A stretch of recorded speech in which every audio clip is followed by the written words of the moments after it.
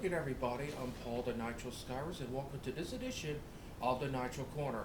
First off, I want to apologize, but because of circumstances beyond our control, I could not take the weekend report part 1 last night, so I am doing it this morning here on YouTube. Thanks for tuning in.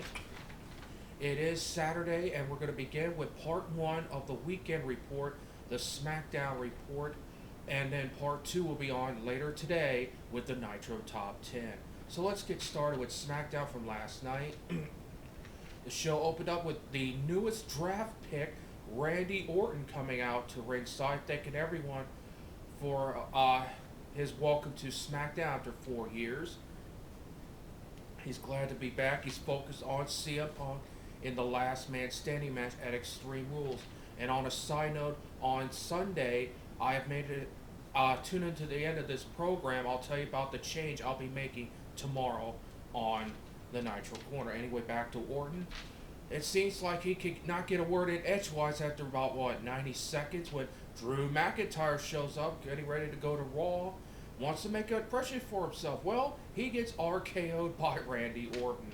And then, of course, another new draft pick, Alex Riley comes out there. Before he even opens his mouth, he gets RKO'd. And then Alberto Del Rio and Brodus Clay come out there saying that they're going to make a lasting impression before they leave for Raw. Well, Christian evened it up. Excuse me.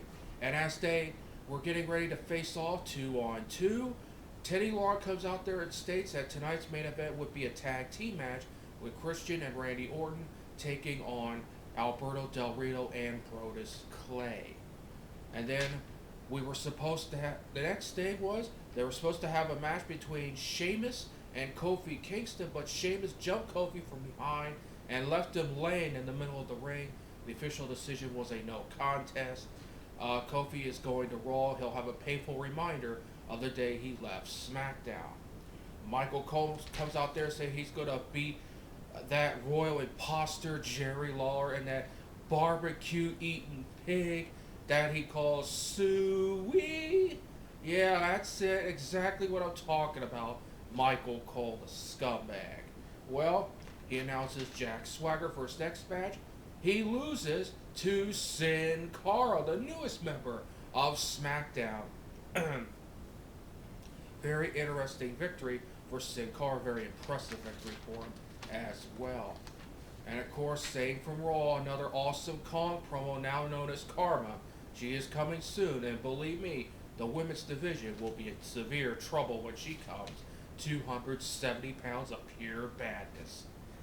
Next up, the tag team titles were on the line in a rematch as The Big Show and Kane scored a victory over Justin Gabriel and Heath Slater to retain the tag team titles. Next up, Rey Mysterio scored a victory over the newest draft pick, Mark Henry, by disqualification because Cody Rhodes interfered, and once again, Cody put a paper bag over Mysterio's head. And then next up was the match I've been looking forward to, the Battle of Layla versus Michelle McCool. Ended up in a no contest, but it was a vicious fight. It was vicious. It was nasty. It got down brutality for 2 full minutes. Layla gets on the microphone and challenges Michelle to a no disqualification, no count-out match. Great stuff. Michelle comes out there and says, Lay, you're not getting away with this. So she challenged her to originally it was supposed to have been a loser league SmackDown match, but according to Damian Nelson at theprowrestlingreport.com, I'll credit him with this source, they overdubbed the original match itself. They overdubbed the original voice, and it's now going to be a loser league WWE match. Very interesting, as these two are red hot, and you want to end it like that. I don't agree with that at all. I think this potential to be a hot feud going into the spring, and you want to cut it off? No, I don't agree with that. And then in the main event, Randy Orton and Christian score a victory over Alberto Del Rio and Brodus Clay when Randy Orton delivers the RKO to Brodus Clay and scores the win. And that ends SmackDown. Excuse me. That ends SmackDown. Excuse me again. For that evening. Overall view of SmackDown was a very good show. As I mentioned, Layla and Michelle McCool, great fight, 2 minutes worth, good tag team match. Overall, was a very good edition of SmackDown. Now, as I mentioned, a change to Sunday lineup.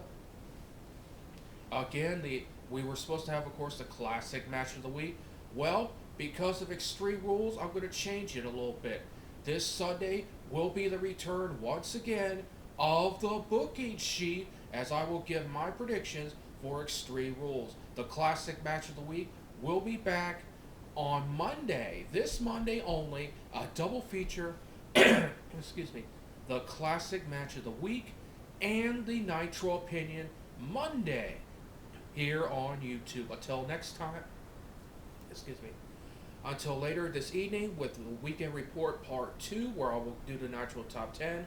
My name is Paul the Nitro Scour saying, so long everybody.